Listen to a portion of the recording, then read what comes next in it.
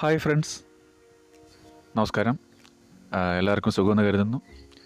നമ്മളിന്നിവിടെ പരിചയപ്പെടാൻ പോകുന്നത് ഏത് വിഷയവും വളരെ വേഗത്തിൽ പഠിക്കാനും അതിനെക്കുറിച്ച് ആഴത്തിൽ വിവരങ്ങൾ മനസ്സിലാക്കാനും നമ്മെ സഹായിക്കുന്ന ഒരു ടെക്നിക്കിനെ കുറിച്ചാണ്. ഈ ടെക്നിക്കിൻ്റെ പേര് ഫൈൻമാൻ ടെക്നിക്ക് എന്നാണ്.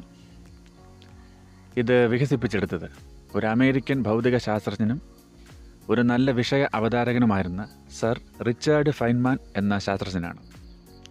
അപ്പോൾ വീഡിയോയിലേക്ക് കിടക്കാം. നമ്മളിൽ പലരും പഠിക്കുന്നത് പല ശൈലിയിലാണ് അല്ലേ? ചിലർ കണ്ടു പഠിക്കാറുണ്ട്, ചിലർ കേട്ട് പഠിക്കാറുണ്ട്, ചിലർ പുസ്തകം ഒന്ന് നോക്കി, അതായത് ജസ്റ്റ് ഒന്ന് വായിച്ച് പഠിക്കുന്നതുമുണ്ട്. അങ്ങനെ പഠിക്കുമ്പോൾ നമ്മളിൽ പലർക്കും പലതരം ബുദ്ധിമുട്ടുകളുണ്ടാകും. കറക്റ്റ് ആ ഒരു പോയിൻ്റ് നമുക്ക് ബൈഹാർട്ടാവണമെന്നില്ല, നമ്മൾക്കത് മനസ്സിലാവണമെന്നില്ല. അങ്ങനെ പലതരം ബുദ്ധിമുട്ടുകൾ ഇങ്ങനെയുള്ള പഠനവേളയിൽ നമ്മളെല്ലാവരും അനുഭവിക്കുന്നുണ്ടാവും.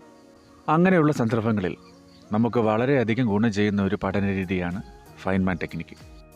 അപ്പോൾ ഈ ഫൈൻമാൻ ടെക്നിക്ക് എങ്ങനെ ചെയ്യാം എന്ന് നമുക്കൊന്ന് നോക്കാം. നിങ്ങൾ ആദ്യമായി ഒരു പേനയും പേപ്പറും എടുക്കുക. അതിനുശേഷം നിങ്ങൾ എന്ത് വിഷയമാണോ പഠിക്കാൻ പോകുന്നത് ആ വിഷയം, അതെന്ത് സബ്ജക്റ്റും ആയിക്കോട്ടെ, അത് ആ പേപ്പറിലേക്ക് എഴുതുക. എഴുതിയതിന് ശേഷം നിങ്ങളത് പൂർണ്ണമായും പഠിക്കുക. അതിനുശേഷം നിങ്ങൾ ആ പഠിച്ച കാര്യം ഒന്ന് വിലയിരുത്തി നോക്കുക. എവിടെയെങ്കിലും മിസ്റ്റേക്ക് വന്നിട്ടുണ്ടോ, ഏതെങ്കിലും പോർഷൻ നിങ്ങൾക്ക് മനസ്സിലാവാത്തതുണ്ടോ എന്നൊന്ന് സ്വയം റിവ്യൂ ചെയ്യുക. റിവ്യൂ ചെയ്യുമ്പോൾ അതിനോടകം തന്നെ നിങ്ങൾക്ക് മനസ്സിലായിട്ടുണ്ടാവും നിങ്ങൾക്ക് ഏത് പോർഷനാണ് മനസ്സിലാവാത്തത്, അതായത് പൂർണ്ണമായിട്ട് നിങ്ങൾക്ക് മനസ്സിലാവാത്തത് ആ കണ്ടൻറ്റിൽ ഏത് പോർഷനാണെന്ന്.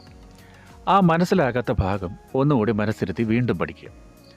അങ്ങനെ ഇത് 2-3 തവണ തുടരുക. അങ്ങനെ ആ കോണ്ടൻറ്റ് പൂർണ്ണമായി നിങ്ങൾക്ക് മനസ്സിലാകും വരെ ഇത് പഠിക്കുക. അതിനുശേഷം ഈ വിഷയത്തിനെക്കുറിച്ച് വലിയ അറിവില്ലാത്ത ഒരാളോട് നിങ്ങളിത് പറഞ്ഞു കൊടുക്കുക. അതായത് അദ്ദേഹത്തിന് ഈ വിഷയം, ഈ ഒരു വലിയ അല്ലെങ്കിൽ ടഫായ ഈ വിഷയം നിങ്ങളുടെ ഭാഷയിൽ വളരെ സിമ്പിളായിട്ട് അദ്ദേഹത്തിന് ഇതൊന്ന് പറഞ്ഞ് മനസ്സിലാക്കി കൊടുക്കുക.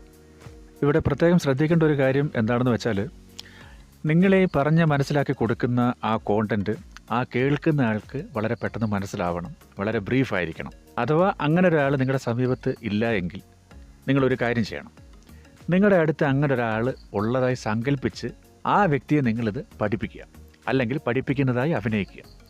അങ്ങനെ ചെയ്യുമ്പോൾ നമ്മുടെ ആ ഒരു എക്സ്പ്ലനേഷൻ സ്കില്ല് അവിടെ വളരെയധികം വർദ്ധിക്കും. ഇവിടെ 2 എക്സാമ്പിൾ ഞാൻ പറയുന്നതാണ്. ഒന്ന്, ഒരു 3-4 ക്ലാസ്സിൽ പഠിക്കുന്ന ഒരു കൊച്ചു കുഞ്ഞ്. ആ കുഞ്ഞിന് നിങ്ങൾ ഈ വളരെ ടഫുള്ള ഈ വിഷയം വളരെ ബ്രീഫായി, അതായത് വളരെ ലളിതമായ രീതിയിൽ ആ കുഞ്ഞിനെ ഒന്ന് പറഞ്ഞ് മനസ്സിലാക്കാൻ ശ്രമിക്കുക, അതിനെ അത് പഠിപ്പിക്കുക. അപ്പോൾ എവിടെയൊക്കെയാണ് നിങ്ങൾക്ക് ഈ മിസ്റ്റേക്ക് വന്നിരിക്കുന്നത് എന്ന് നിങ്ങൾക്ക് വളരെ പെട്ടെന്ന് തന്നെ മനസ്സിലാവും. ശാസ്ത്രം പറയുന്നത്, നമ്മൾ മറ്റൊരു വ്യക്തിക്ക് ഒരു കാര്യം പറഞ്ഞു കൊടുക്കുമ്പോൾ നിങ്ങൾക്കത് പൂർണ്ണമായും പറഞ്ഞു കൊടുക്കാൻ സാധിക്കുന്നില്ലെങ്കിൽ നിങ്ങൾ ആ വിഷയം പൂർണ്ണമായും മനസ്സിലാക്കിയിട്ടില്ലെന്നുള്ളതാണ്. ഇവിടെ സംഭവിക്കുന്നത് എന്താണെന്ന് ആർക്കെങ്കിലും മനസ്സിലായോ?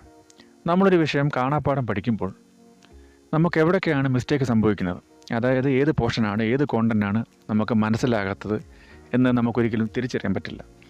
അപ്പോൾ ഫൈൻമാൻ ടെക്നിക്ക് ഉപയോഗിച്ച് പഠിക്കുമ്പോൾ എന്താണ്, എവിടെയാണ് നമുക്ക് ഫില്ല് ചെയ്യാനുള്ളത്, അതായത് ഏത് പോർഷനാണ് നമുക്ക് വിട്ടുപോയത് പൂർണ്ണമായും മനസ്സിലാക്കിയെടുത്തത് പഠിച്ചെടുക്കാൻ സാധിക്കും. ഈ ഫൈൻമാൻ ടെക്നിക്ക് പഠിക്കുന്നത് കൊണ്ടുള്ള കുറച്ച് അഡ്വാൻറ്റേജ് എന്താണെന്ന് വെച്ച് കഴിഞ്ഞാൽ, നമുക്ക് ഏത് വിഷയം വളരെ വേഗത്തിൽ പഠിക്കാൻ സാധിക്കും.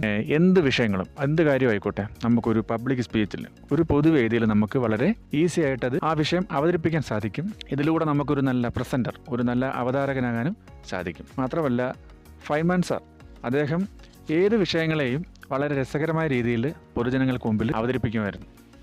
പിന്നെ ദീർഘകാലത്തോളം നമ്മുടെ മെമ്മറിയിൽ ഈ പഠിച്ച കാര്യം ഓർമ്മയിലിരിക്കും എന്നുള്ളതാണ്. അതായത് തലച്ചോറിൽ ഇത് 100-90% എപ്പോഴും നമ്മൾ ഓർത്തിരിക്കുന്നതാണ്. ഒരു സന്ദർഭത്തിൽ നമ്മളൊരു വിഷയം എങ്ങനെ കൈകാര്യം ചെയ്യുന്നു, അതെങ്ങനെ മറ്റുള്ളവരിലേക്ക് അവതരിപ്പിക്കും, അതിലാണ് ഭൂരിഭാഗവും നമ്മുടെ ആ സ്കില്ല് ഒളിഞ്ഞിരിക്കുന്നത്.